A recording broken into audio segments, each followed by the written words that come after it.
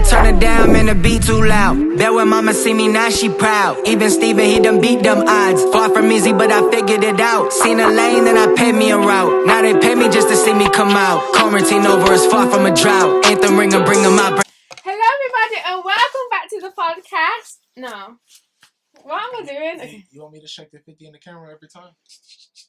No, you shake it. Okay. Yeah, you can shake it if you want. Only one. Let's get it. Hello everybody and welcome back to Hustle Pay the podcast, episode 50! Thank you so much for that's right and that's not backwards. No, I think so. I think it's right. You are joined here by me, Jade, or Miss Teapot, because you spill while the tea's hot, and my big brother, resident guest host, Stephen Malcolm, the Midwest kid with his Midwest sis. We're back in the building for part 2 as promised. We're so sorry about what happened last time. Something's working against us, I think, Stephen, because it always happens. So that's what it is. We back. We're back. I'm glad to be back with episode 50. Mm-hmm. Can you guys believe it? Tank's here as well, by the way. Tank in the background. And and Tank's been here since the beginning, really, isn't it? You used to do our production, our sound and everything. And you've been rocking with us, of course, from the beginning as well. So you actually done episode 25. So you was in the middle of where we are now and back now. So this is your 4th time. So thank you so much. And before we get into it, I just want to thank everybody who really has been rocking with us publicly. I'll get there though. But no, for everybody, thank you so much for AV was our first ever listen and first ever like, first ever comment. PE for just allowing us to do it, believing in my dream, for getting all the sound equipment that we needed, just continually investing money and time into helping me grow this. Thank you for Mark for coming alongside me and really helping me with a dream that I had 5 years ago to do a podcast here. So thank you so much. Thank you to Peter Quillen. He was my first ever interview that I done. Chocolate. And I don't even know what happened to that footage or that sound, but it was an experience and a memory that I will cherish. Who else? Joe Gofo, thank you for all the times you share, for being our #1 customer for 2021. Oh, Jesus. Yeah. Thank you for the Evans family for just continually being supportive as well. And of course, Stephen, thank you so much as well for believing and being a part of it. And anybody else that I've forgotten. But most importantly, thank the Lord, because thank you for the vision of this podcast. Thank you for the provision as well and everything. And shout out to my mom and my brother, Jet Set D, aka Dylan. They really, really, really, really, really are my biggest supporters. So thank you so much for that. So yeah, let's get into it. Episode 50. Let's go. So Stephen, tell me, how was your week? How was your week? How was my week? Well, what day is it today? Friday. So we're recording on Friday. So we got a full week to talk about. So tell me about it. Yeah. So wait a minute. So the Grand Rapids show was Friday? Saturday. Okay, yeah, Saturday, and then the Super Bowl happened. This is non-alcoholic. Yeah, you know what I'm saying? Ain't over here popping bottles. But no, my week was smooth, man. You know, I feel like I'm still recouping a little bit. I'm waking up and I'm still a little tired, which is crazy and frustrating a little bit. I got the coffee this morning, so a little wake up. But no, it was smooth. I got some rest in. Got back on the business train on my meetings and stuff like that. But it's been a good week. It's been a learning week. When God just moves in your life and shifts things around, it's kind of been that type of week. Yeah. Overall. I think so too. Yeah, that's good. So same here actually. I had a good week. Monday I went to get my hair cut. So I've been. Where did you go? So I met a lady in the nail salon. And it was weird because that morning I was like, I need to find a hairdresser. So I don't trust people with my hair because I have long hair and people get scissor happy. So I was praying. I was like, that very morning, I was like, Lord, I need a hairdresser. So I went to the nail salon and I was getting my feet done. And the lady getting her nails done, I heard her say that she was a hairdresser. And I heard God say, ask her. And I was thinking, no, I'm not going to ask her. But then she overheard me talking to the nail lady about the job that I do, that I'm in ministry. And she was like, oh, I'm in ministry too. She's a worship leader at a church close by. And she's a hairdresser. And then she cut my hair and I love her. Like, that's my friend. so that was good. So yeah, I'm happy. Connect. Well, I connect, right? Thank you, Lord, for looking out, you know. And it always reminds me that God cares about the little things as well. Absolutely. Those things that you don't think he's thinking about. Like, he really does be looking out. So pedicure? You ain't got a pedicure? Pedicure's your feet, right? Yeah, so but the day that I met her, I got a pedicure. And then Monday, I just got my hair, the fringe cut, and then I got a trim. And she said my hair was really healthy, like, considering I haven't been to the hairdresser in like 4 years. But the thing is, right, people laugh at me, but to relax, what I do is I trim my hair strand by strand, looking for each split end and cut it off. Turn up. So I'll be in the bathroom for hours because it just really relaxes me, like literally.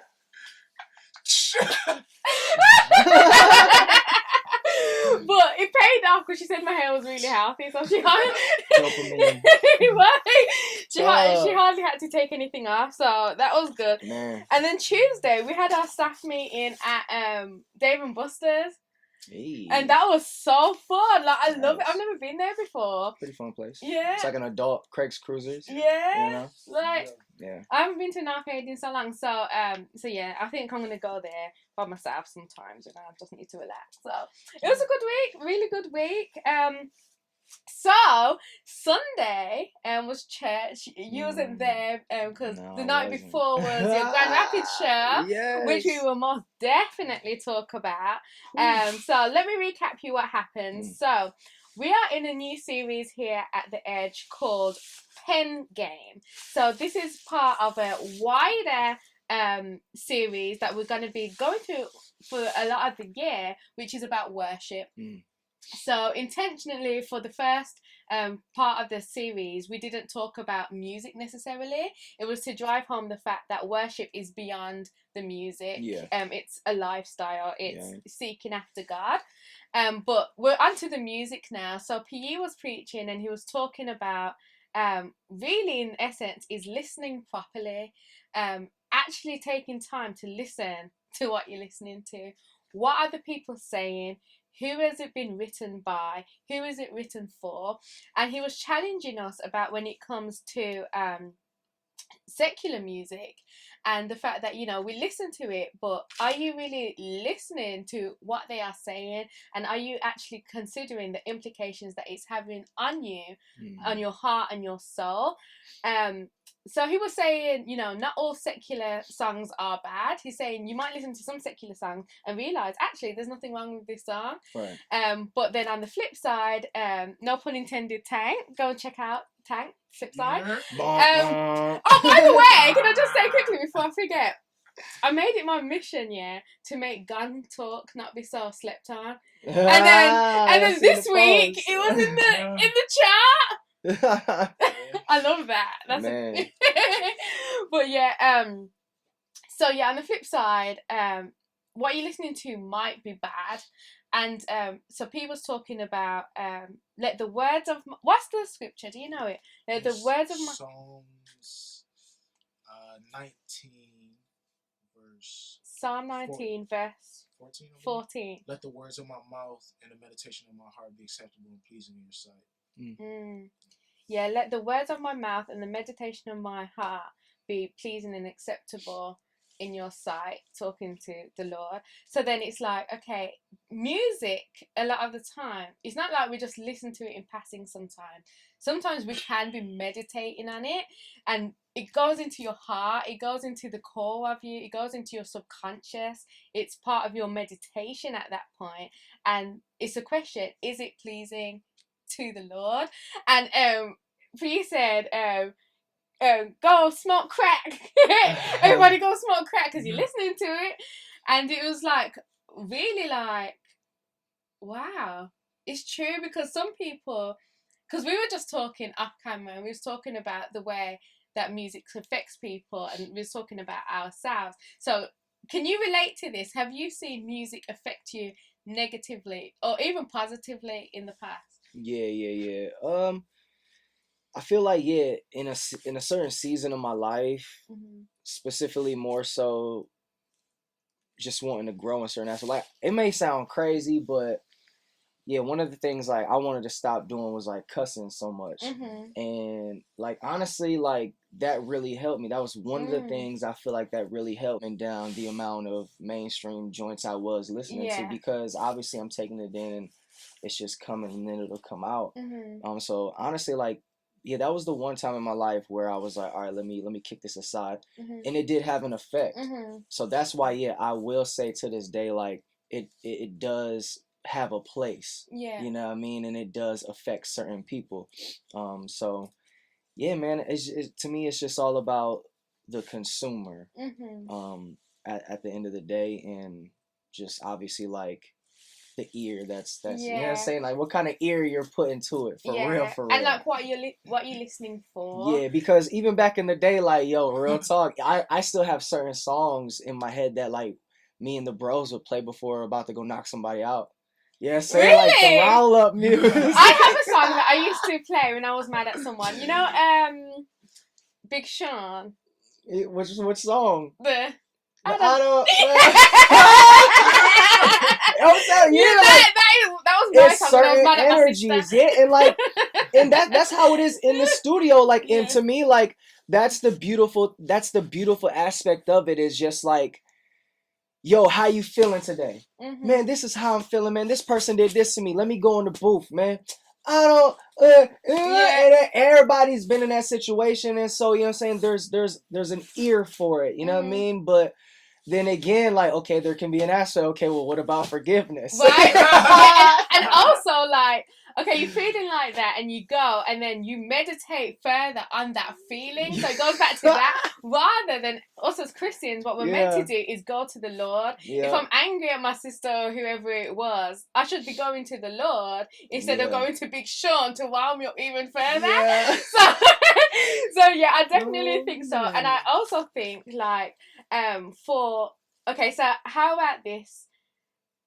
Does only listening, so if you was only listening to Christian hip hop, for example, do you think your music could be what it is today? Hold on, the music that you make.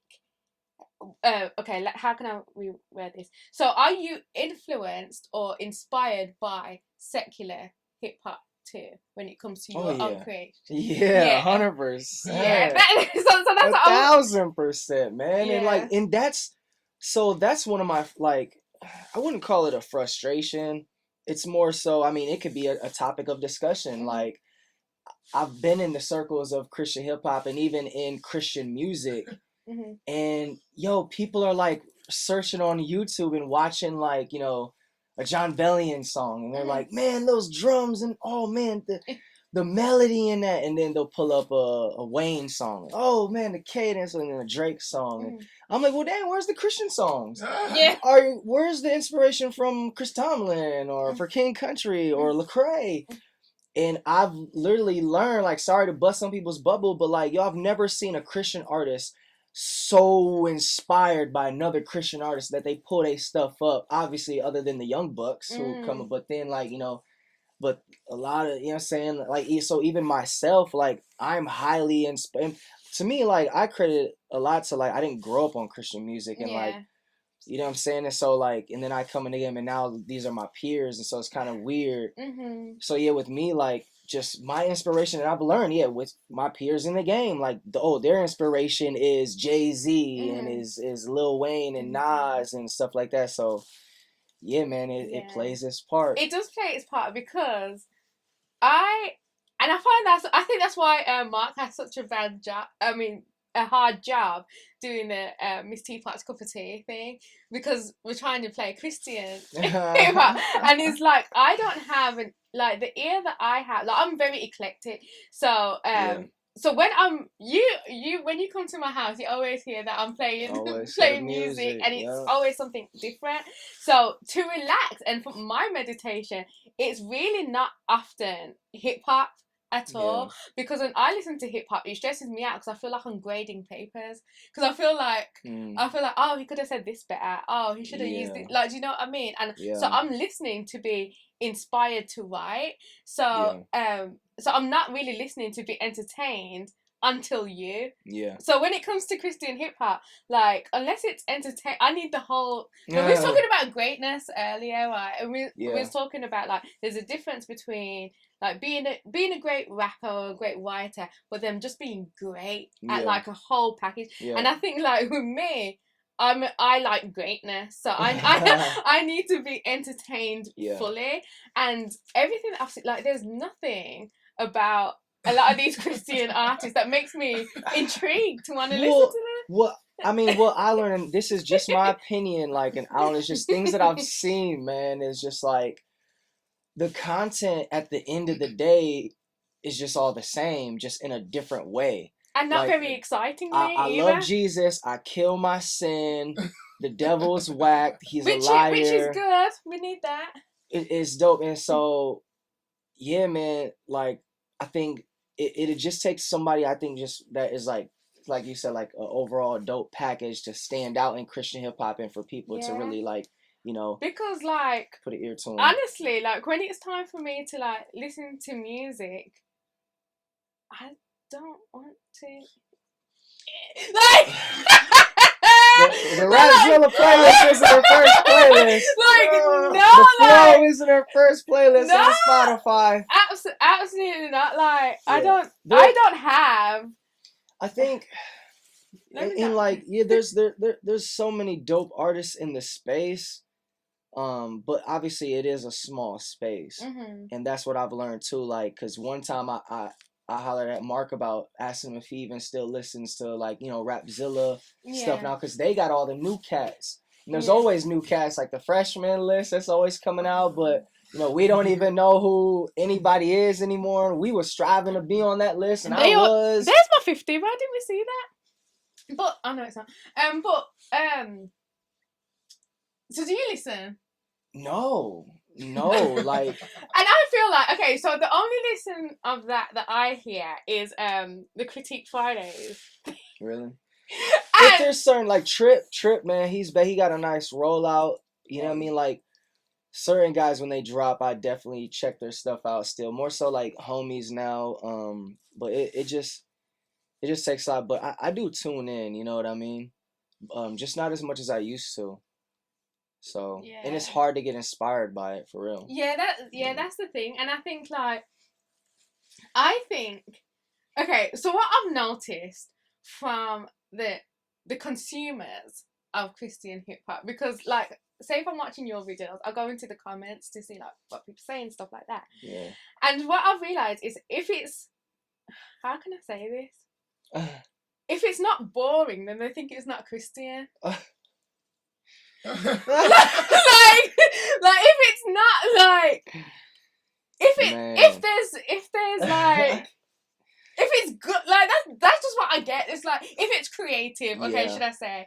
So, for example, like, your music videos and stuff like this, it's like, okay, you same Christians will sit down and watch a movie and have no problem, but then you do a Fuego remix video. Here's my thing about that, and this is, I don't know, maybe this is just the positive in me that's saying this and coming out, but the reality is, and Tank knows what I'm talking about with this, man, and I've even lost followers. My first tour was Winter Jam. I looked around one night, and the average is 10,000 people. Georgia Dome was 20,000 people. I'm looking around, it's all white people. Like, it's 90% white people, the consumer. Only black people really that was on the East Coast was me and KB. there were nights, bro, where like the crowd was so dead because like I think it was somewhere in Tennessee and then in Alabama, where you could tell they just don't listen to hip hop. And y'all know my energy, man. I be going crazy. I just walked around on stage. I'm like, yo, they're not into it. I'm just gonna walk around, bruh. And so, you know what I'm saying? I'm on Winter Jam, the 10,000 Boom. They're seeing Stephen Malcolm. Some of them are seeing it. Oh, I rock with the flamingo. Click the follow. I like the flamingo. I'm gonna click the follow. I like the cereal. The cereal. Let me click. Well, I didn't even have the cereal yet. Oh, okay. Click the follow. And then the cereal thing comes out with Sadie. You know what I mean? And I'm thinking like, yo, it's cereal. I'm about to get booked for all the youth groups. You know what I'm saying? Like, and then we go on tour with Sadie. I look around, it's all white people. And it's like, young white chicks, and they dig the cereal thing, but then I'm rapping and then nobody knew Sadie's verse. Yo, I love Sadie to death, man. Hey, yo, the whole tour, she never did her verse, not once. What? And so like I'm like, dang, so okay, I'm getting I like the cereal thing. Follow. He seems cool. And then the Natalie Grant thing, like, which, I love even louder, like how it came together. Natalie Grant, she's my homie. Like, I love her. Like, I text her, she hits me back. Like, the relationship is crazy. I love her heart, the way the record came together. It's saving souls, period. But we go on tour, and it's all these older white women. Now it's older white women, and oh man, he loves Jesus. I don't know, click follow. You know what I mean? Yeah. But then I put out the art that's authentically me. That's not for that consumer. And you know what I mean? They don't understand it. That was the beautiful thing about this tour, and what I was saying on stage, just like, yo, this is the first time in this 5-year career that I'm finally in front of people that kind of get who I am. Yeah. Solely because they know to come and turn up. Yeah. That's it. That's why I had to tell them the story, because even them, they don't know me. They didn't know. Like, I never got to share my story on stage. And so it's just like, yo, Jade, what you're seeing in those comments is a result of me basically, like, doing those tours and doing like what the label like put in front of me, and me just going to build this career. But I was just basically doing what I was told to do and giving it 100% me and my drive and my talent. But it wasn't 100% authentically me. Yeah. And so literally like months before the tour, I'm watching follows decrease, and my management's like, oh, like, I wonder, it's probably all the moms from the Natalie tour. And I'm like, yes. Yeah. It's those people in the comments that are realizing Steven is not that boring Christian. No, I'm a dude who lived a poverty-stricken, rugged life, that watched his parents go through addiction, and then finally met Jesus at a hip-hop church.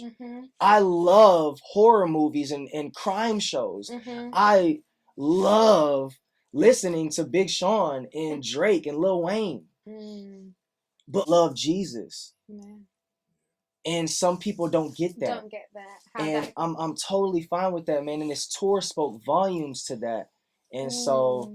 yeah, that's what you're seeing when you see that. Is so that's what you see. I'm sorry that was such a long rant. No. I love it because I think that's being the danger of, like, so now those people that were consuming that for so long, it's like they now have the voice in whether is this Christian hip hop or not. Yeah, y'all want to hear something crazy that just happened the other day? So my booking person reached out to all the Christian festivals.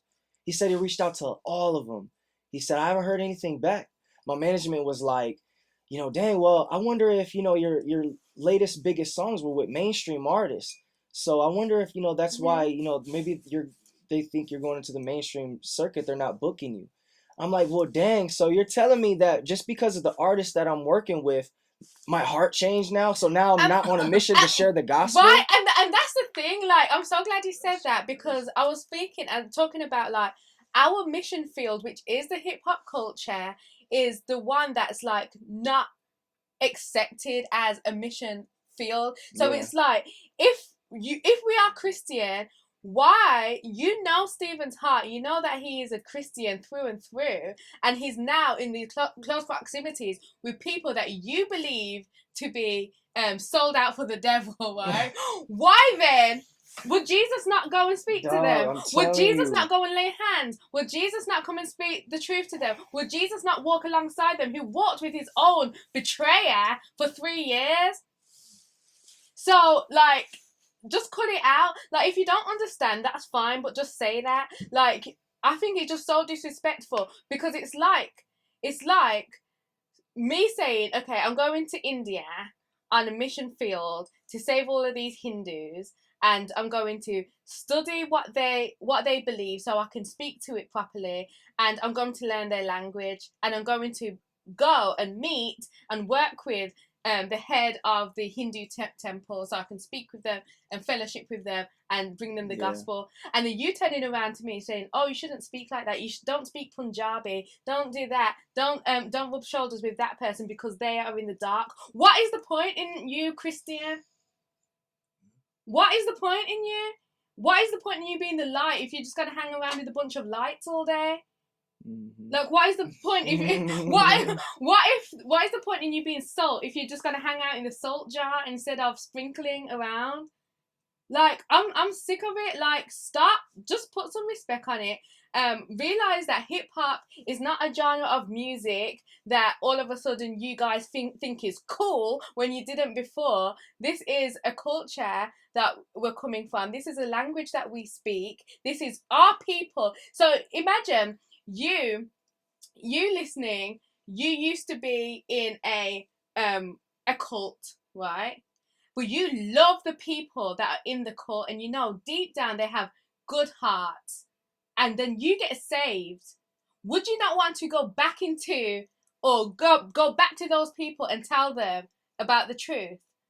So we, as hip hop people from the hip hop culture, don't just come to Christ and get cleaned up and straightened out and your typical traditional Christian, and not still have a care for the hip hop culture, not still love the hip hop culture. So it brings me on to the Super Bowl halftime show, which was amazing, legendary. Legendary. Right? Legendary, especially for us in the hip hop culture. Yeah. But then I see Christians talking about other Christians enjoying the Super Bowl halftime show. Like, it's a bad thing for us to do that. It's a bad thing for us to be talking highly of it. This is our culture. You don't understand what that does. It brings our culture into the mainstream. So when for black people, and it's other black people saying it, so I'm speaking to you guys as well. When Black Panther came out, you see how you guys went on because it's a full black cast. Yeah, that's how us from the hip hop culture felt when we saw our Avengers, Snoop Dogg, Dr. Dre, Eminem, 50 Cent, and Mary J. Blige up there. Okay, it was our Black Panther. Leave us alone. Wakanda forever. Buy the purple hoodie. Sorry, I had to get that off my chest. Oh, you good? So yeah. Love it. So, as I had to say, right, we went on and went a bit. I'm not saying that Christian music isn't good. Obviously, like there is some, but great. the Christian music that I listen to is not Christian hip hop. I listen to like songs. Like, I'm a big Dolly Parton fan. Really? Yeah, Turn huge. up. Like, huge. Like, I'm surprised I haven't seen it at the house. A lyric book, but my favorite artist of all time is Tracy Chapman. Do you know who that is? Sounds familiar. But like, I love great songwriting. Yeah. So hip hop is not really the music I listen to all the time. Yeah.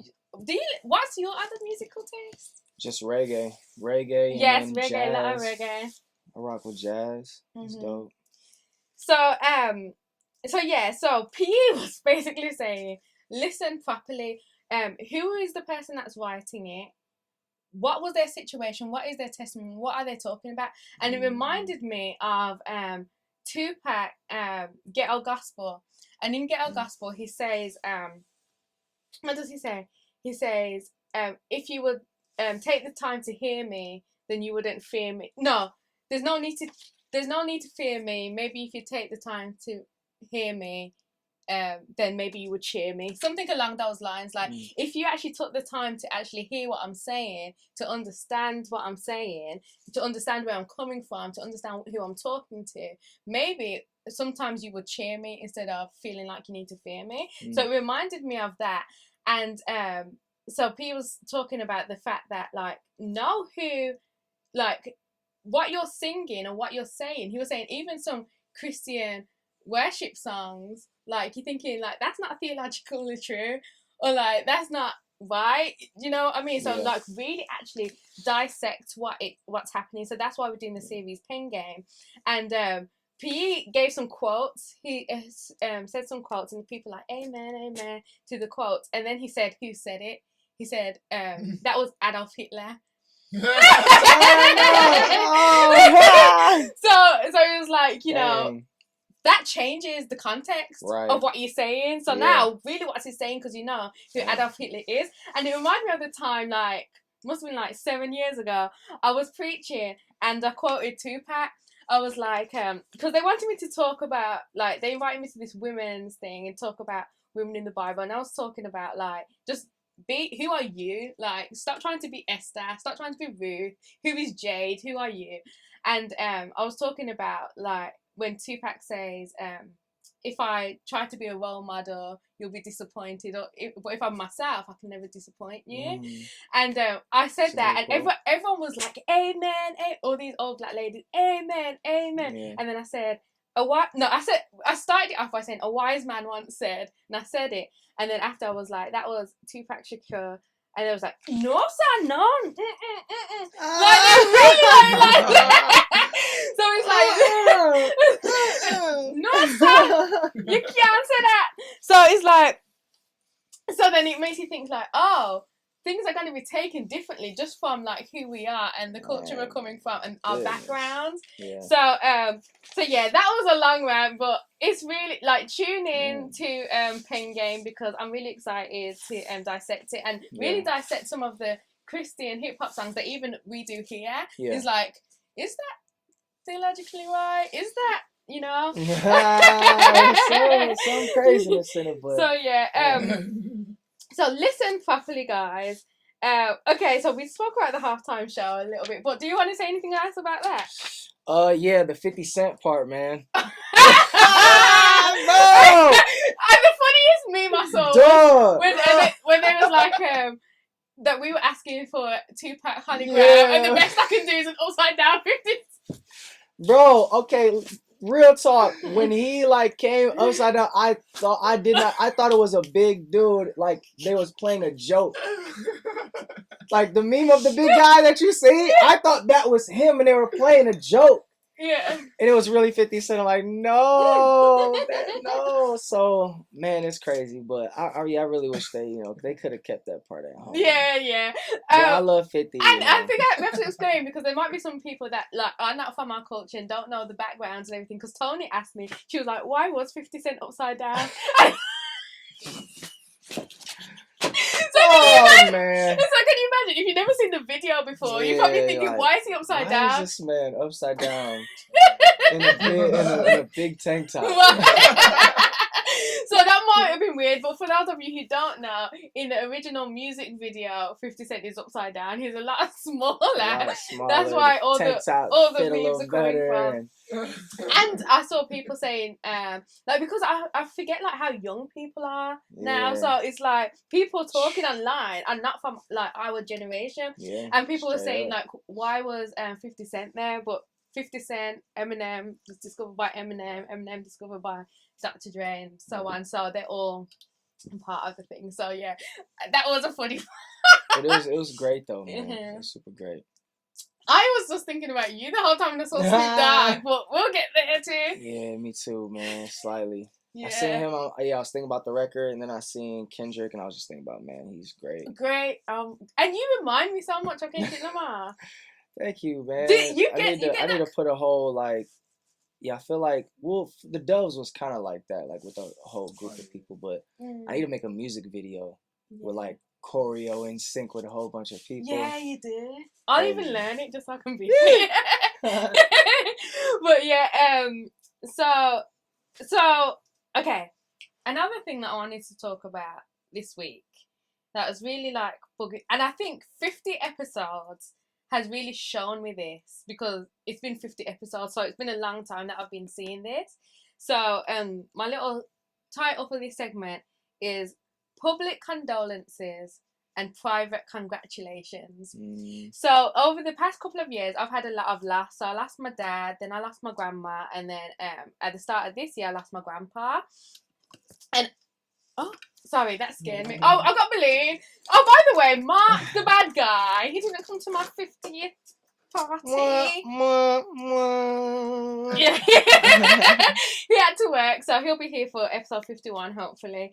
But yeah, so anytime I post something that's sad news that is happening, it gets so much likes, so much comments, and I think, oh, okay, that's nice. But the way you can support me when I'm going through a bad time, why is that not the case when it's something good that's happening? Why, when I post anything about the podcast, it gets 8 likes or 12 likes? Yeah. And then I was thinking, oh, maybe they're just not seeing it. You know, the algorithms are funny. So I checked the insights. You checking in, boy. Oh. I checked it, and it's like, no, more people are seeing this. Yeah. But it's like, and it's so weird. And the people that do watch or do have something good to say, they'll privately message me or like say it when they see me, like, oh, I saw that episode. It's like, so I would never have known that if we didn't have this conversation. Like, why is there like such a blind eye to when people are being successful, but when something is happening bad in people's life, that's when everybody rallies around? Like, we need your rallying and your love when that's why I bring balloons and martinellis, and that's why I always clap at the start of every episode, because I realise I have to celebrate myself. We have to celebrate ourselves. We have to celebrate our own teams, and that's why you're gonna see me post Stephen. Everything Stephen puts out, I'll repost it until the album drops, and then thereafter for the rest of 2022, just get used to seeing him there. Do you know what I mean? Because somebody has to celebrate. Do you know what I mean? So how is that in your life as an artist, and have you seen the amount of support change from people you know the more successful you've gotten? Yeah, and that's why, so I'm sitting here trying to think of somebody who I've watched gain some sort of traction with anything. And I think it's a case of, and this is kind of me coming to the defense and trying to see it from the other side of the fence, because I am an artist and I feel the same way in a lot of aspects, is, with things like, you know, a death in the family, getting the new job, it's another one that, you know what I'm saying, you'll get a lot of marriage, a kid, certain milestones in life. I feel like those are so relatable. Yeah, I was going to say, is it because everybody can relate to it? I feel like it's so relatable, and it's something that, like, it's such an inevitability to it that people will just grab onto it, and, you know, they have to comment because they've either been there or it's such a relatable tie to them. With something like one's success, like, you know, not everybody is interested in being a rapper. Not everybody is interested in starting a clothing line or doing podcasting, but you see it.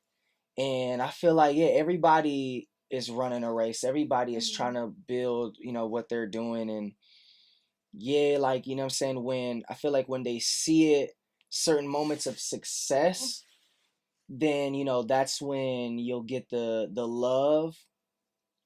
But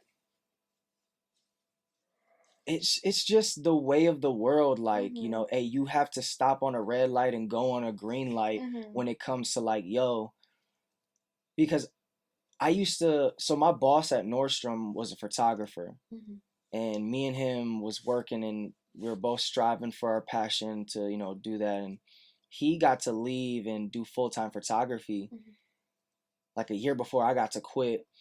And that's a big deal. Like, he's not working in a corporate job. Now he's doing this. And it was cool.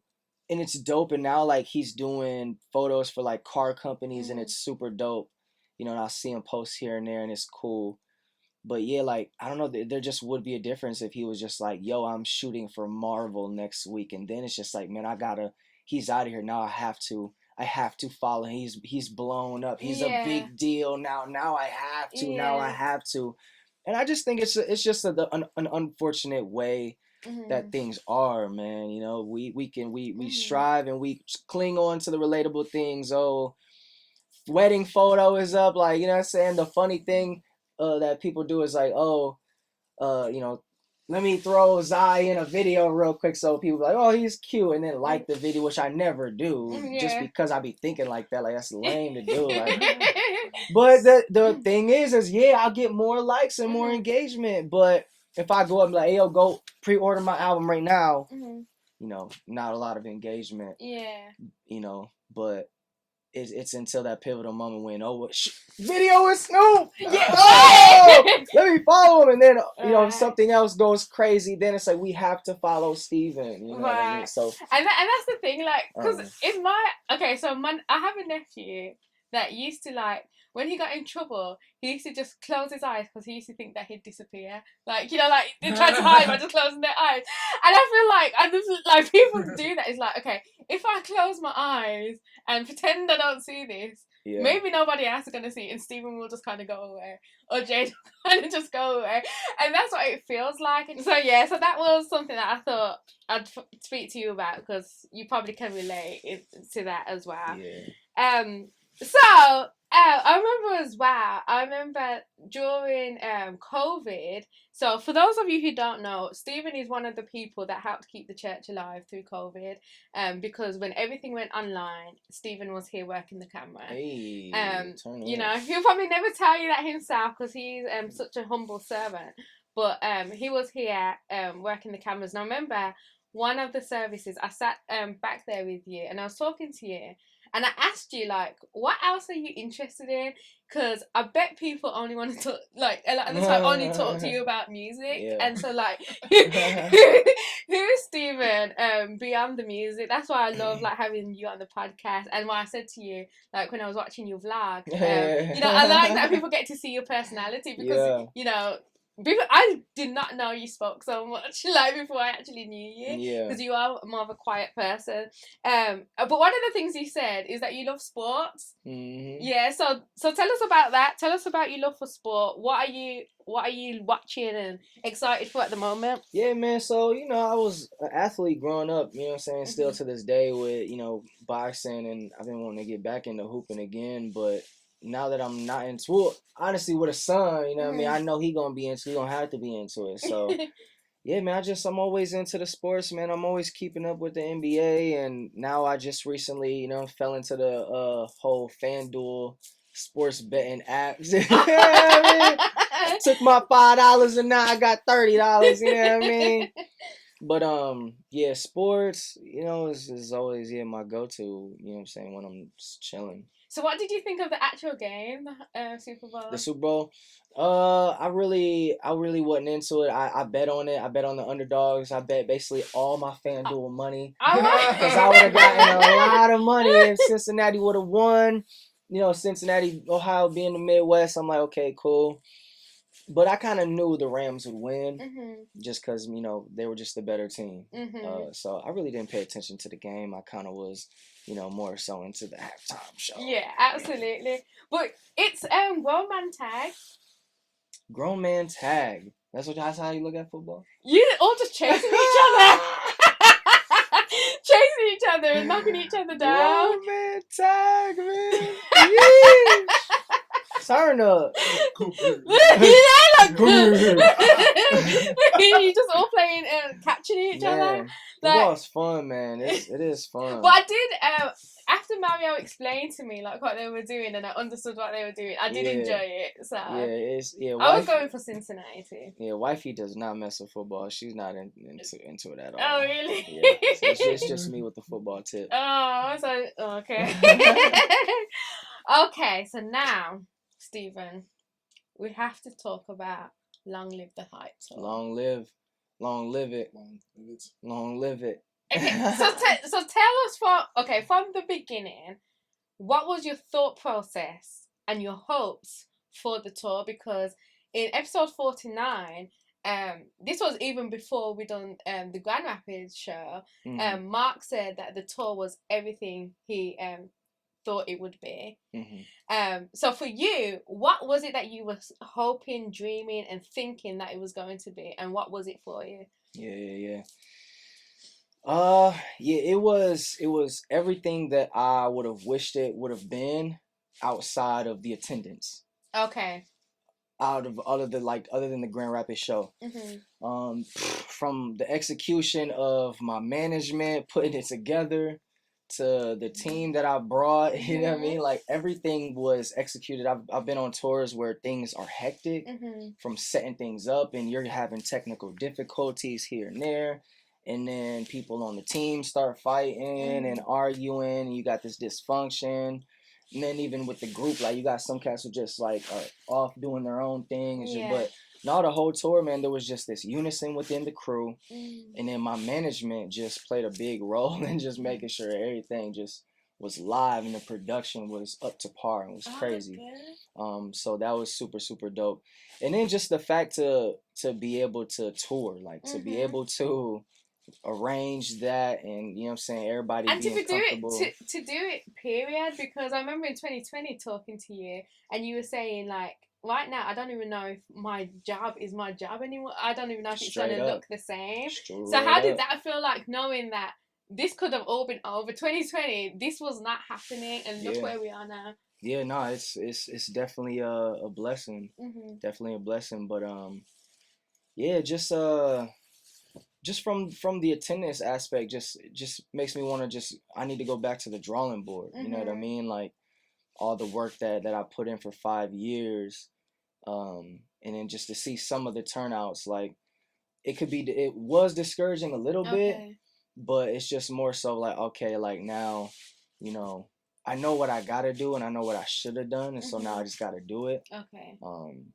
But yeah, man, to be on, you know, all the tours that I was on, and to have just the numbers that I got and stuff like that, to just see some of the turnouts, I was just like, all right, man, I'm different here. And that's where, like, you know, I was preaching to the young cats there, like, and I feel like I've said this on the podcast, just the way the Christian hip-hop culture is just like, get booked for this. Just like I was just saying about the festival thing, like, the manager telling me, maybe the festivals aren't booking you because of the way you've decided to take your career. So you're telling me how I've decided to take my career, and maybe that's what God told me to do. Right.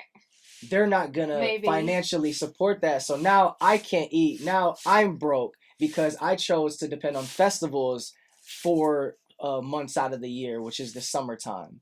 Which in Christian hip hop, we all big ticket, Life Fest and Creation Fest, get booked for the festival so you can take the picture in front of the thousands of people sitting in their lawn chairs and not turning up with you because they don't know your music and probably don't know your name. Yo, that you know what I'm talking about, bro. That's just the way it is. I'm not sitting here like trashing it. No, like, I've paid my bills, I've fed my family that way, but that's not how you build fans. Bro, I've spent 5 years doing it, and we showed up to Jacksonville and there's 20 people in the crowd. So it's just like, I've realized, like, yo, the way on paper, it just hasn't been organic. Like, last night, dude, I can show you right now, Jade. Look, Respect. It just released, like, what, a week ago? How many streams do I got? Say it out loud. 35,067. Right, it's like applaudable, right? It's applaudable. 10% of that is what? 300? No. 3,000? 3,500. So 1% would be what? 350. So 1%, like, is like an amazing goal to have in a building. Like, you know what I'm saying? That could pack a building out. I can't even do 1% of a single, like, that's streaming out, you know what I mean? So it's just like, I want to see it translate now. Stephen Malcolm, I don't care about numbers. I know the Snoop Dogg song is gonna hit 1 million streams in a week and the video will go crazy and stuff like that. Well, no, I don't care. Like, will people see that and want to share it and want to tell their friends about it, because that's an organic growth. Yeah. So the tour, I loved it because I've realized, man, I can put a team together and I have the management to put me in a position to do what I love. Yeah. But what I've been doing for the past 5 years, I haven't been growing this how it needs to be grown to enable me to do what I love and put food on the table. Yeah. Because streaming at 35,000, you know what I mean? That's all cool and all, but every artist's dream is to tour. Yeah. And see people, and so that they can speak to those people. And now I'm going on stage and telling people my story so they can finally relate, finally know who I am, and not follow me just because I'm here with my hands up saying even louder. But no, like, oh man, Stephen Malcolm, I connect with you. Yeah.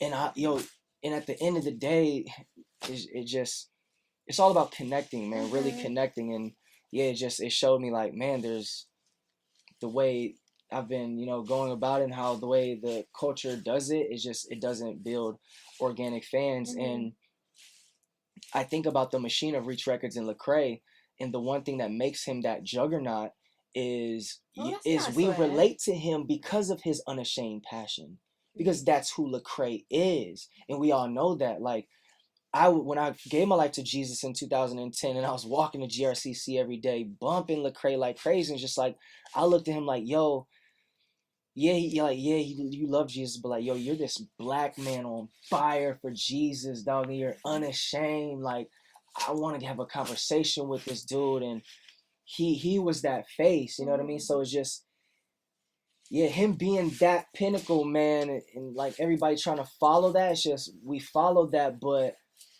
there's only one Lecrae. So who are you? Like, we already know Lecrae. We already know somebody who's unashamed of the gospel. Oh, you're unashamed? Oh, you should be signed to Reach. Yeah. I remember hearing that so much. And even to talk about that, man, like, yo, you asking me the other day why I wasn't on the cypher, why, Lecrae. It's just like, no, at the end of the day, it's because Lecrae doesn't know me. It's because Lecrae only knows me from Party in the Hills and Serial and Even Louder. And that's not Stephen Malcolm. Okay. Like, straight up, like, there's certain that's all he's cats. heard of you, though. There's just certain cats. I don't believe that. There's just certain cats, man. Tank, bro. There's certain cats, bro, in the game, bro, that just, I just feel like, like, that's the case. Like, they haven't spent time with me, so they don't know me, and just certain like things in the industry, and like, you just, that's the dude with, the Serial record. Like, that's Joseph's homie that's, on Winter Jam. Like, you know what I mean? Like, I just know there's certain, what do you call it? There's certain damage control I gotta do. Because people don't understand who I am in the comment section, and then I lose followers. It's just like, no, I'm still here serving at my church, holding the camera so people can view. I'm still here on the worship team, hitting up my pastor saying, yo, how can I be an influence in front of Snoop, and him letting me know, hey, yo, man, impact that man in this way and this way. Like, still checking in, still have accountability, like, still pouring into my young cats. I'm still doing all these things, the foundations of, you know what I'm saying, but just doing what I love, and people are gonna understand that, and that's what I want to do now. I don't want to, don't put me on no huge tour in front of 10,000 people that aren't gonna understand me. Nah, man, let me do my own thing and grow that organically.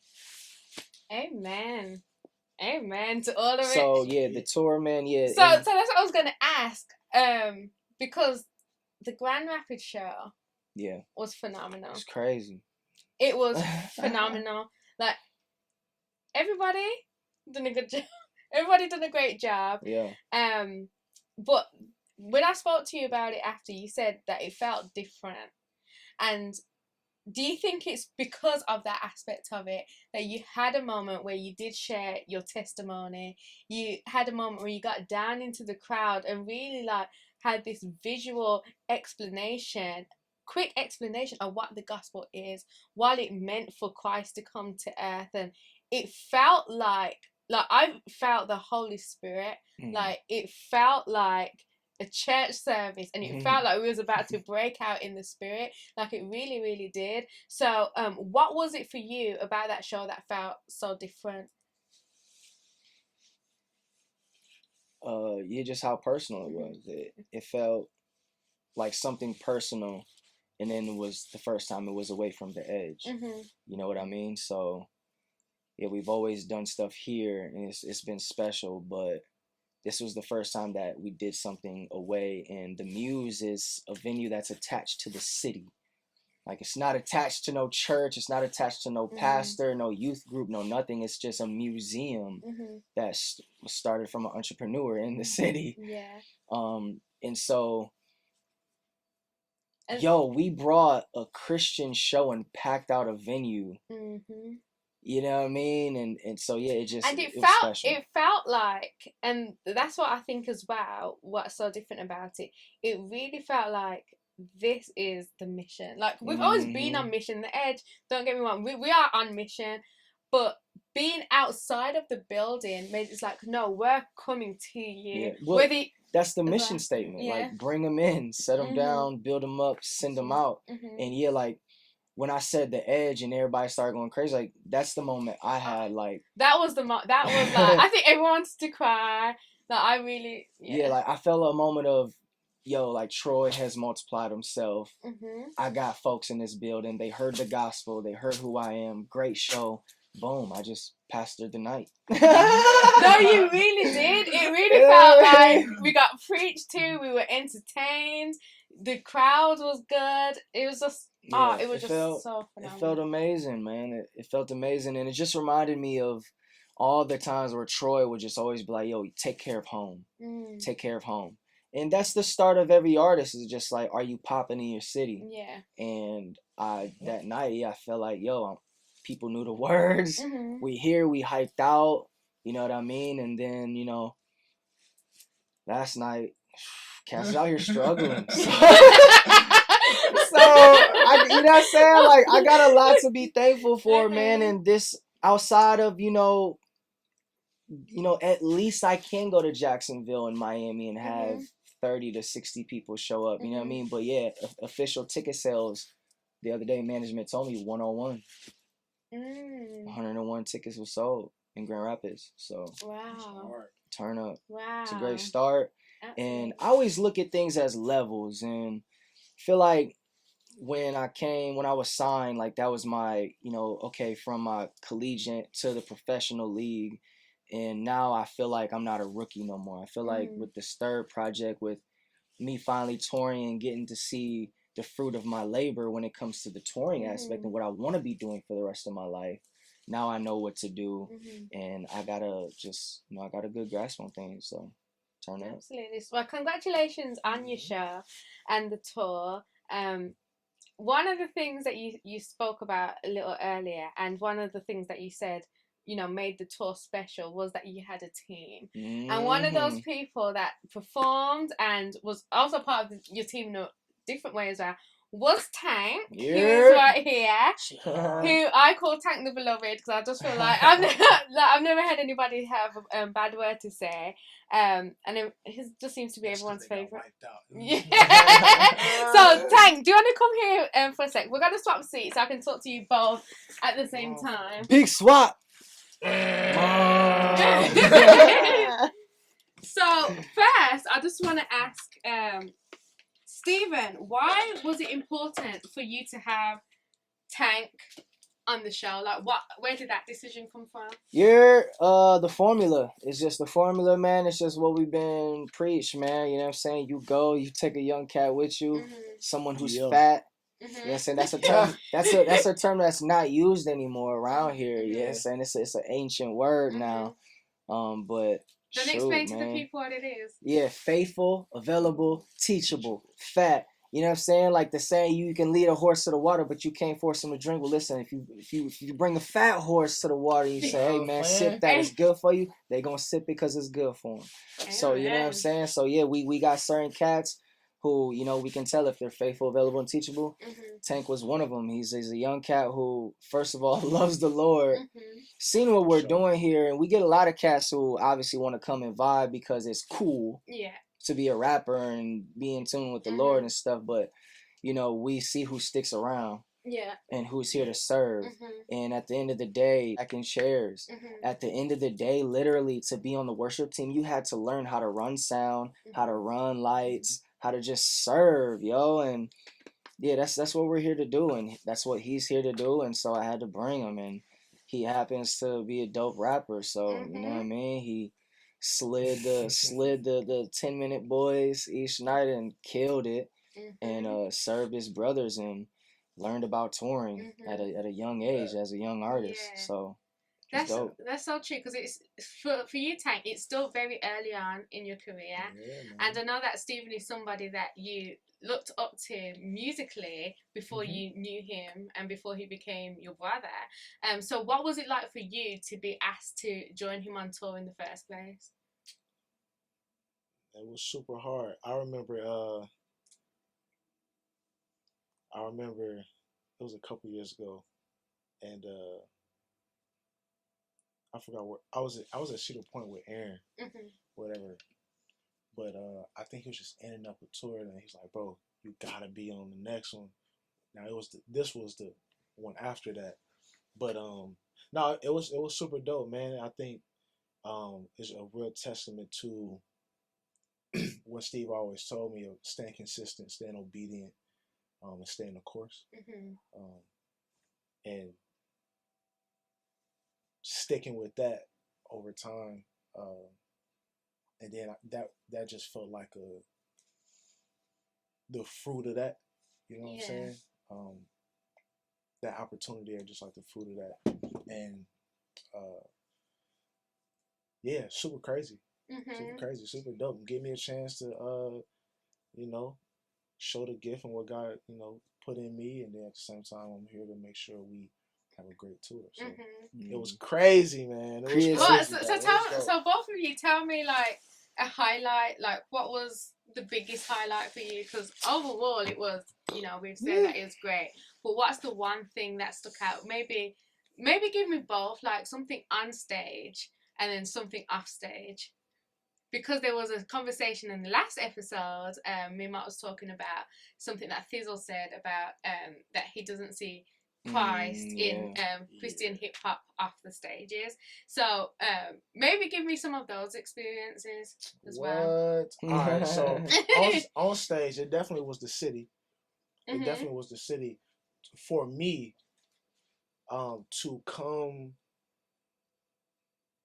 So just like Steve, like I look at everything in levels too, right? So like every year on my birthday, I go back and see how far God brought me, and just in a year, and I do that in my music career as well. So to open up and a gang of people know the words to my music in my city, yeah, that was crazy. Yeah, it was super hard. So that definitely was the on stage one. Off stage, man, I think intentional prayer that we all did and played a part throughout the whole tour. Just praying over each other, and of course before we go on stage, that was a big one. But prayer was key, and constantly recentering the mission and reminding everybody, yo, we on mission. This is why we here. That was super dope to me, and it set the tone. Yeah. Like prayer, like before we left, everybody prayed over us. Then we kept it up while we was going out and on the road, and yeah, it set the tone. It's like it's spiritual warfare. You know what I'm saying? Absolutely, and that's the one thing. Like that's why when I explain to people what the Edge does, I always use you as an example, and I always refer to it as like our frontline soldier, because I think people like forget like, yeah, it's cool and it looks great, and like yeah, we're doing songs with Snoop Dogg and whatever, but it's like, no, this is territory that has not been broken really. So can you imagine the demons that are there? Can you imagine the spiritual warfare, the witches, the warlocks, like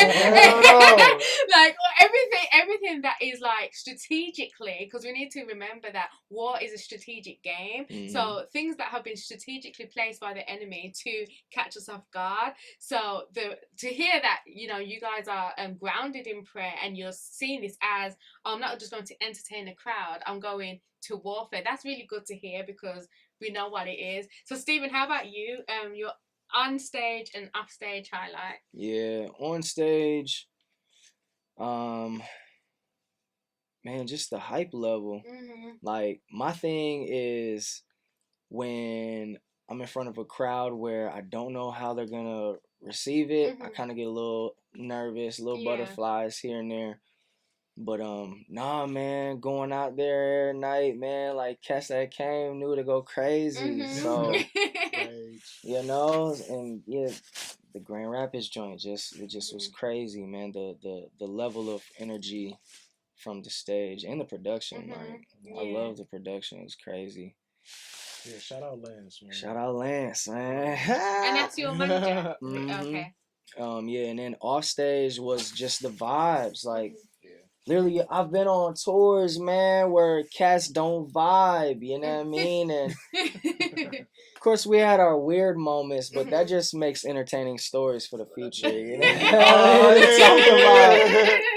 But yeah, man, off stage, just the vibes and the camaraderie, you know what I'm saying, that we had, and the smoothness, man, you know what I mean? There could have been a lot of hiccups, could have been a lot of craziness, you know what I mean? That's so good to hear. So Tank, before I step back in, tell us what you've got coming up now. So you've just, is that your first tour that you've done, or you toured with IMG? Yeah, I toured with IMG. I did a run with them. And then this will be your second. Absolutely. Okay, so it's still very, very new. This is a lot better. And then hopefully it keeps on getting better, right? Step up each time. So so for you, what's next? What you working on? I know you're just in the studio. I heard something that you talking your talk. Man, yeah. So second quarter of the year, I'm dropping some records, man. I'm dropping some records. A lot more consistent this time around.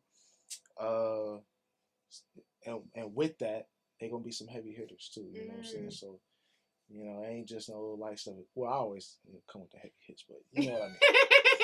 It's gonna be heavy hitters. Introducing the brand a lot more, the Victory brand. And then just heavy, you know, shows. You know what I'm saying? Well, we can't wait to see you out there. Tell them, because remember, you've got a British audience here as well. So make sure. I was going to try to talk British with them. What's up, bro? That's what Jake was saying. So tell them like where they can find your stuff. Man, at I am Tvnk everywhere. You know what I'm saying? Website is Who Is Tvnk. Check me out. All content is there. Big Tank. You wanna bug me? You want a feature? You know what I'm saying? You want videos? You want, man? It's all there, man. So tap in with me, dog. Yeah. Tank the beloved. Tap in. Thank you for being here. Well, still stay. So I know that's such a good song. So back to you, Stephen. This is huge. Your album. Tree. So in the other episode that we done, the part 1 of our conversation, I spoke about how like you know, your second album was The Second City, and I said, and I relate to the title of this album, but it wasn't released yet. So now I can tell you why. So Tree, obviously Jamaica 3 Tree. So you'll explain more why you called it that, but all 2021, the end part of 2020, all 2021, it kept being prophesied over me that I am a tree. Because, like, you know, about my, will I be having to go back to England? Am I called here? And people kept prophesying of me. You are a tree, firmly planted in the ground. The branches may shake, but you are a tree here. You're a tree. You're a tree. So when you said tree, I was like, it felt like confirmation almost. And I remember there was a Sunday where I was doing some poetry here, and you were on set, and they would during the practice we were doing Even Louder, and I was crying so much because I just lost my dad. And that day I done the poem, and it was called God's Family Tree, so that was tree as well. So it's always been like this tree thing, and when I think of you and your music as well. So tree, you tell us, because there's so much in what a tree is, what a tree could be used for metaphorically. What was it for you? So for me, it was just the combination, outside of the pronunciation of Jamaicans saying tree being my third album, just the fact of my foundation being rooted in truth. And that's the only like fruit that I've seen, was just this situation, like this part of my life of my foundation. And then what did that do? Like that I seen, me finally have a calling, that I finally started seeing fruit. And now my family, I'm a family of 3. And just, outside of that, just the multiple meanings. And even in scripture, you see the word tree so many times. The meaning, even Christ dying on a tree, him being a carpenter. So the significance of a tree, man, and even that, like, the fall of man came from something grown from a tree.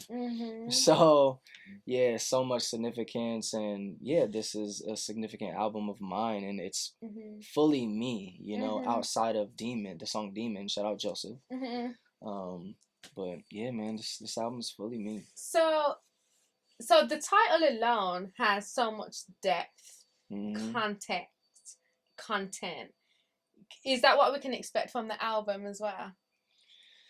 No, like that's interesting. The start of it was gonna be conceptual. I wanted it to be conceptual, but it just didn't end up like that. Okay. But this album more so just, when you hear the music, you'll just hear the growth. You know what I'm saying? And you'll finally be able to be like, oh, okay, turn up. Growth is dope. Growth in terms of like musically. Okay. Yeah, musically. From what I've heard of it so far, what I've heard, I love it. And that's a jump from the Second City. That was a very like artistic musical, body of work. Yeah, and that's the thing. And so elements of the Second City, what makes it a classic, was not replicated on this one. But even like me learning as I go, like learning what I did on this one, and then what I could take from like the Second City, because like with the Second City there was a lot more producers, a lot more songwriters. With this one, it's 2 producers, and like I wrote basically like all of the songs that I'm on, I wrote all of them, and then I just have all features. Like the features are the co-writes. So, in the Second City, some of the hooks were co-written by singer-songwriters. It just made the songs feel bigger. So the songs are bigger on the Second City, but on this album, the songs are just more Stephen. They're more Malcolm. Wow, and that's what we want. That's what the world wants, and I think even in doing that, it's like the start of you. Not the start, but even more pressing into that, you growing your own organic fan. Because if somebody just tunes into who you are now with this album, at least they have an introduction to who you are, and what they can continue to expect.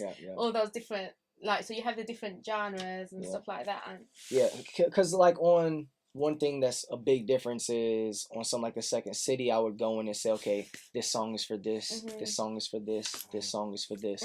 This record, bro, this album, I just went in an Airbnb for a week and just turned up. Wow. And rapped how I can't felt. wait. I'm so excited. Yeah, and how do you feel like people are responding since the drop of the artwork and since the drop of the track list? Yeah, I feel like more understood. more understood, man. And that's the good. team aspect is so important. Like I remember talking with Street Symphony, and he would just go nuts on me about not having a team. He's like, yo, every rapper has a team, bro. You out here moving solo. And thinking about it, yeah, I literally was in West Palm Beach making All This True by myself. No team. And so, and then that's one thing that Mark said on one of the bathroom breaks on tour. He was just like, bro, 3 years ago, Jake's pictures weren't even this good. So he couldn't make you look like a superstar 3 years ago. And so just putting that team together. And so finally, like, from management, you seen how management executed the tour. Now I have roadies with me and bros that can go anywhere. Then I have an artwork team that finally like is in tune with who I am as an artist and things that I like. Xing the eyes out, like that wasn't my idea. He just did that, and then I can put an explanation to it. Do you want to give an explanation to it? Yeah, so yeah, all my artwork now, you will see on every character one eye X'd out. And I looked at it and I was like, man, that reminds me of the battle of good and evil. Like all of us have a sinful nature, and all of us have, obviously, like we're trying to be in tune with the spirit, and there's that battle every day. And so what's the scripture? If you can't help it, what does it say to do? Boom! Gouge the eye out. Yes. So it's obedience in the characters. Why are you taking the mic out? I'm clapping. It's like, yeah, the little characters are obedient to what God said. Like, yo, I don't want to be sinful no more. Boom. One eye is missing from everybody. So, I love but that. watch, some people will see him like, it's demonic. Like, no, bro. Like, I'm a Christian creative. Boom. I just told you, like, I love Jesus. So, but so and even with the artwork, like, yo, I can sketch. Like, not everybody knows, but I can draw everything that he showed me a drawing of, like, the jacket. You drew the jacket. Oh, yeah, I did. I was like, I can draw. I draw too. Man, Really? and so, yeah. Is there a drawing competition again? We should. Should we? Yeah, let's do it. So, with animation, like, it just fits in tune with, like, who I am and everything. And so, and now with, like, my producer, Damie, and Joseph. And so now, like, yeah, man, it's and then even like you have your merch team. Yeah, and merch too, like merch, like it just all is finally, my team is finally being solidified. And so now it's like moving forward. That's what makes me excited, is moving forward now. The team is there. So yeah. There's definitely like an excitement around you, like like even when we talk as brothers and sisters about you, it's like everybody is excited and genuinely like, because my brother messaged me the other day and he was like, you really want to see Stephen win, don't you? And I was like, absolutely. And he was like, I do too. And then so like I'm putting him onto music now back home, and he's like, yeah, like when he was watching the Super Bowl, all he could think about was you as well. So it's like, yeah, we really want to see you win, Stephen. And if you ever get to the point where I've been, it's like, you know, nobody wants to see me win. It's just me out here. Just remember that we want to see you win, for sure. So talking about the album and the features. You have a gift for our 50th anniversary. No, it's not our 50th anniversary. Our 50th episode, don't you? Yeah, we do. We do. You know what I mean? So. Do you have your phone? I do. The album tree, man. It came together in the Airbnb, and I just was finally like, you know, this has to be the project where I got friends and family on this joint. And so I got 9 features on there. From Fisk Jubilee singers. So where people who don't know what Fisk, do you know what Fisk Jubilee? No. So Fisk Jubilee is an all black like college in Nashville, faith-based college too. And so yeah, there's a choir there, and that's who is singing on my intro. So I literally have an all black college choir singing to Snoop Dogg rapping to KB, to who me is chanting. Believe in me. So yeah, to my friends chatting on it, to KB and Social Club, to Waldo and Sango, who are the, you know what I'm saying, top dogs here in Grand Rapids. So it was an album, where it's me, man. It's me and it's my homies. And then I'm sitting there one day, with my homie Joe, and he's just like, a year ago it was actually a Party in the Hills. He mentioned Snoop, you know what I mean, and I was just at the time like, nah, you know, keep it moving. And so yeah, he mentioned him again, and we literally shot Snoop Dogg's manager the record. And he was like, yo, if you vibe with it, send it to Snoop. And he was like, yo, this is hard. I'm going to send it to Snoop, see what he says. And then like 2 hours later, he emailed Joe back and was like, yo, he vibes with it. What's good? Y'all want us to do it or what? And then right there, I'm watching it. I'm in Joe's office. He said, and then boom, they hit us back. He's like, Snoop's manager was like, give us 24 hours. You heard? And then the next so he day, didn't even put it on like a shelf and think, oh, No, it was the quickest turnaround of all the features on the album. Crazy as that sounds. Shout out you, Snoop Dogg. You know what I mean? Like, shout out Snoop. And, like, you know what I'm saying? Obviously, he's worth, you know what I'm saying, every penny that he gets paid. He's Snoop Dogg, you know what I mean? But they have to rock with the record. Yeah. Like, especially to get it back to you. They don't have to do it. Right? Especially to do it as well in 24 hours. It's not like he just parred you off like... Yo, he's Snoop. He hosted the Puppy Bowl with Marcus Stewart. He doesn't have to take the time and make the record. And yes, even the amount, like, he could make a lot more doing something else. Mm-hmm. You know what I mean? And so, like, yeah, he vibes with the record. I came and did my new thing on it, try to make it a little more West Coast. And yeah, man, like right now we're negotiating for the video, and like I told the label, like, man, it's bad news that they kind of waited till after the Super Bowl because now that price kind of, you know what I'm saying, turned up. Mm-hmm. But well, I don't really know, but you know, now obviously schedule probably might get a little busy too, but we gonna make it happen, man. Usually it just always happens. And it'll be a full circle moment. Absolutely. A real full circle moment. Is this on? Yeah, can you press it again? I think it was on. Let's check the YouTube thing. Which one was it again? It's like, isn't that one? AV. Or is it RX? Yeah, turn it. Logan Parker, look at him. That's hard. What's Logan Parker? That's my alias. Really? Yeah, if I ever... Well, obviously I'm telling the world. No, I can take it out if you want. No, you don't have to. But no, it was just a name that I felt like just does not look like me. Yeah. So, boom, I chose it. Logan Parker. That's cool. So, am I just playing it right now? Or do I intro it? Yeah, intro it, intro it. Man. So this is summertime. Listen, this record is coming out.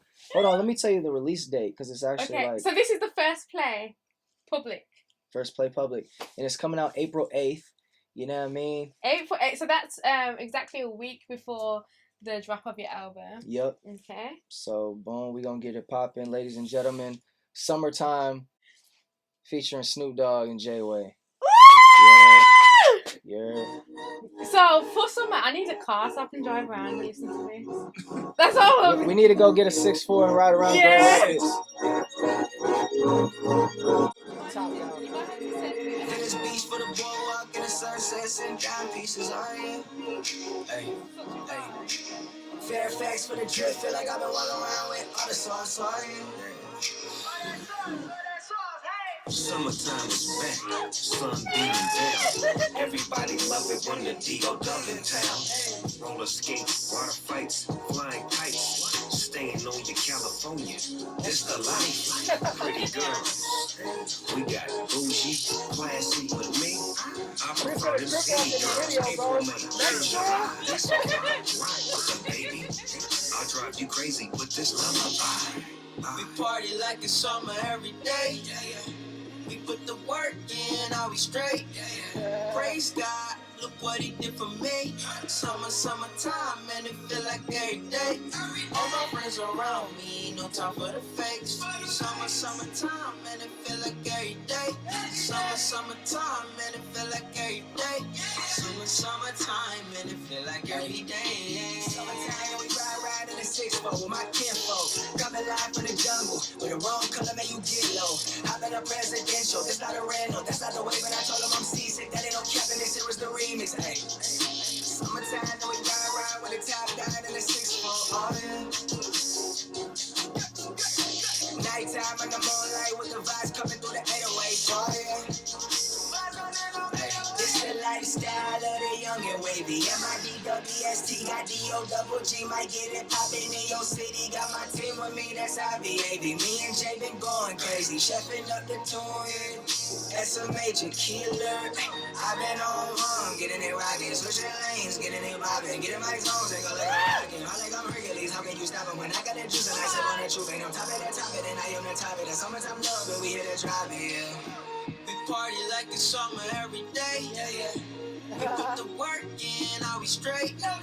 Praise God, look what he did for me. Summertime, man, it feel like every day. All my friends around me, no time for the fakes. Summertime, man, it feel like every day. Summertime, man, it feel like every day. Summertime, man, it feel like every day. Yeah! And that is definitely Miss Teapot's cup of tea. I love it. I love how you reworked it as well. I love the new verse on it. Ain't no topping the topic, and I am the top pick. Oh, no. Say it again. Wordplay. Ain't no topping the top pick, and I am the topic. Ooh, that summertime love, we're here to drop it. Yeah. Amen. Well, congratulations on such a big deal. Yeah. For your song. Thank Congratulations you. on a Snoop. great record. Snoop. Does it feel surreal? It does because there was moments. Listen, y'all, Snoop Dogg. I was a young jit. All right. I wanted to make an impression at my new school. Mm-hmm. So I seen Snoop Dogg on Arsenio Hall do a freestyle. I recorded it and learned it and went to school and was like, can you rap? I'm like, yeah, I can rap. Check this out. And rap the Snoop verse. And all of them thought I was cool. That was my acceptance. Now I'm the popular rapper kid in school. I grew my hair out because of Snoop. I wanted the braids, how he had the braids hanging down. I remember sneaking in to go see Bones. Bones? It was a terrible movie. Remember Doggy Fizzle Televizzle? Bro, nobody knows. This is the first time I've ever told anybody this. More exclusive. And this is why this is monumental, like the Snoop thing. When I was young, and this is why, like, I really think deep and like, yo, I'm a rapper now, and I don't ever talk about this. I had an Xbox. And if you remember, did you ever have an Xbox growing up, or you was a PlayStation? So remember, you can download music on the Xbox and like play it and have playlists. Bro, I had a playlist where I would take rap songs and make my own playlist and act like it was my album. And I'd be in my room rapping it, and guess what my name was that I called myself? Snoop Truth. I called myself Steve Izzle. Steve Izzle. Because of Snoop Dogg. Steve Izzle. That's, bro, like, yo, the moment at hand, that's why, like God has made a lot of full circle moments in my life. Like Snoop, when it comes to my rapping, like from a little jit, Snoop has always had a little part. The album, The Last Meal, me and my cousin, like that was our album. Dun, dun, dun. 1 second. Dun, dun, dun. Like, yo, 1 second. You know, it's crazy. My memory, like my childhood memory of Snoop Dogg. This probably gonna embarrass my sister, but my sister had his album, right, and my dad wanted to like hear what she was listening to, no. and so he put it on in the car, and he was like, what are you doing with this filthy thing? And then he broke it. I remember he started the car and broke it. Oh no! I remember that. Yeah. Was it Snoop Dogg? Actually, it might have been Ludacris Chicken and Beer. Oh man. I think. Move, man, get up. Yeah. but that's funny because anyway, yeah. Rest in peace, Daddy. Oh. But yeah, amazing. Yeah, Snoop, it's another full circle moment. It's monumental. How have people been reacting to that? They just been like, whoa. It's like a whoa thing, yeah. you know? But it's about execution, man, when it comes to certain things. Like, even from here on out, like with those collabs, man, like, they're super dope, man. But it's all about what you do with it. Yeah. I've learned that. And so, yeah, it has to be handled with execution. You know what I mean? So Absolutely. that's the plan. That's huge. Snoop. That is huge. I'm trying to meet him. Yeah, it'd be crazy. I'm sure you will. Yeah, I just hopefully don't act nervous. That you don't act nervous. Oh, yeah. Have you ever been starstruck or nervous around anyone yet? Jaden Smith. Yeah, I didn't say anything, man. I was stuck. I was stuck. Where did you meet him? In Nashville, man. I'm walking down the street from lunch, and me and Joseph look across the street, and he's just getting out of an SUV and just walking into a studio. Like, by himself, nobody, and I was just like, yo, there go Jaden Smith. He's like, holy crap. And yo, yeah, I love Jaden Smith, man. From the movies to like his album Sire. Like, I love his rap stuff. I'm a big fan. I've not heard it. Yeah, he could rap. Like, when he raps, he could rap. So so I really rock with him. So when I seen him, and this is when he had a dress too, so he kind of looked nostalgic. You know what I mean? I got stuck. I'm like, that's so funny. But it's a moment where I'm like, okay, if that ever happens again, I'll never get stuck again. You know? Yeah. Because I could have been like, hey, bro, working on music too, man. We in the big building right over there. Does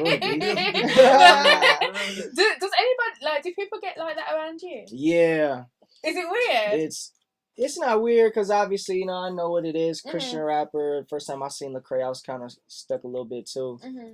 But nah, it's when they do funny stuff. Like, I've had somebody forget their name. Or like they'll be like, can you sign this? Oh, really? Shaking or like taking pictures, selfies. Like, yo, yes, are you good? Aww. So before we wrap up here, I'd have to talk about Hustle Pre-Drop. So remember, we have the purple, the go and grab it. Forever. Go and grab it. Right. I love this of it. And then we have the yellow, the mustard yellow is back as well. You guys, these sold out really quick. Yeah, these sold out really quick. So if you want that, I need a purple joint. I ain't got one. Oh, okay. I got there's a medium in my crib, but I don't think it's mine. Might be wifey's. Oh, okay. So any final departing words? I need to figure out how to because you just played the Snoop Dogg song for the first. I need to ask Mark how to put it out properly. Bet. Yeah. You won't have any copyright issues because it ain't out yet, so it should be good on that part. You won't get silenced when you put it up. But any final departing words? Shoot, man. Man, we about to be on the Invasion tour next month, so we're gonna hit the West Coast. So we're gonna be out again. How are you feeling about going back out? I feel good. Ready? I'm excited. Okay. Yeah. But it's another one of them things where I gotta be intentional about building fans and not just being there just to play the part. Yeah. So I look forward to doing that. And then just what's next? Obviously, like, I'm a workaholic. Album's not even out, but I'm about to start working on my next project next month. Really? So, good. Yeah, I'm excited for what's next. So I'll tell y'all what I think is gonna happen next. Like, tell me what y'all think about this. Okay. What if I do 2 EPs, 5 songs each, make one of them like worship hip hop heavy, like Crowns and Thorns, like how KB be doing it. Obviously that's what we be doing here. Like, but I can easily get like Maverick City and Kirk Franklin and for King and Kush, like just huge worship artists and really put my identity on a song and like, yo, I would use this to lead worship. Just make an EP of songs that I would use to lead worship. Yeah. And then on the other side, a full reggae EP. Yes. Do it. Like Afro beats, reggae, all like that. You know what I'm saying? Do that. I love that idea. Yeah. Yes, absolutely. That's what I'm thinking is next. But absolutely. Do the reggae one first. That's all. Yeah, like just because I want. Yeah, which one should I roll out? I don't know, but I want to make 2. Yeah, 2 well, like, discs. couldn't you do like work on them at the same time? Oh yeah. And all like because we need some new songs. And then even so like just all like big wigs too, like when it comes to producers, and features. You're gonna get a Marley. Yeah, like we can get. We could have got Skip on Ja Outta King, but we used so much of the budget on the Snoop feature that the dude was literally like, all we had was like $10,000 to offer Skip, and the dude's man, like Skip's manager, was like, "Yo, I'm not even gonna insult him with bringing him $10,000." I would love to be in that position. Tank, imagine $10,000 is insulting to you for a feature. But yo, he just put out an album with Ross, and he had I think he had some. The song with her, "Slow Down," went platinum. Oh, okay. So it's like, you can't come to a Marley with a platinum selling record. And, you know what I'm saying? You gonna have me ducats. Okay, I need to see. But yeah, have a Marley on it. Yeah, I need to see Stephen Malcolm and Sean Paul. Yeah, I seen even that. Like, that's attainable. And then like, you know. Like, you know, production from Rihanna. Who? Would you do something with Rihanna? Your homegirl? No, the singer Rihanna. Oh, Rihanna. Oh yeah, but that's probably kind of out of reach. That feature price, boy. She just touched it. Oh yeah, she don't even be making music like that anymore, so you'd have to try and get her out of hiding too. You know. So yeah, I can lock in and do that, man. So that would be great. That's gonna be next. You know, something that great. That would be great. I can help with the power too. Yeah. Yeah. No, so in New York City, man, like with the Kingdom Choice Awards things, yo, there's all these, because in Brooklyn, like, the Jamaican population, there's all these Jamaican Christians who are dope artists. And I'm talking about, they did a dance hall segment for the award show, and I was like, yo, these dudes seem like stars. And so it's just like, it's nothing to bring them in as singer-songwriters and work on an album. You know? And then that's gonna be amazing. Get Marley's on it, get crazy Jamaican legends and Sean Paul. And I'm trying to get Thames. You know about Thames? I was gonna tell you about Thames. Yeah, like, man, so yeah, hopefully, like, my goal, honestly, like, after Tree drops and the Snoop thing, is just really like just start building, man. And you know what I'm saying? Like, just go crazy. So yeah, it's either that, like the 2 discs, or if things really take off with Snoop, like I'm saying it right now, then I'm just gonna do a single, like a big single next, either with Big Sean or with NF. Period. What's your vote? Speaking it into Big Sean, yeah.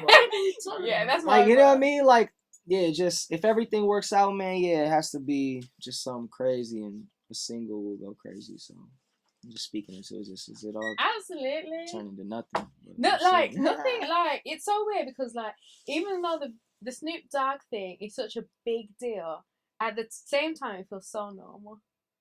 It does. It feels like, it's meant to be, like. Yeah.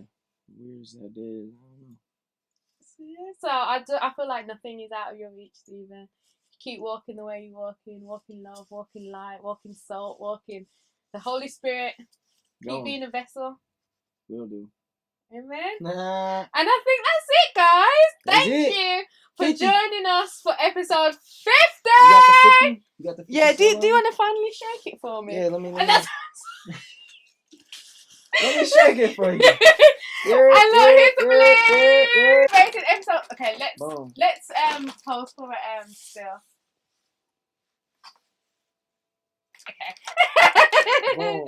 There we go. Boom. Episode 50 is in the bag, and we're just gonna keep going up. Yeah. I'm gonna go get me some beef patties.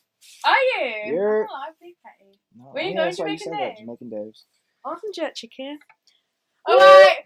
Bye. Tank. Oh, there's Tony Maroney. Oh, we're going to see Hamilton tonight. Really? We're at the DeVos?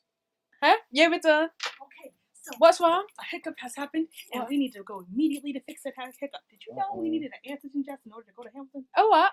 Antigen test to check that we do not have a vid. Oh, do we?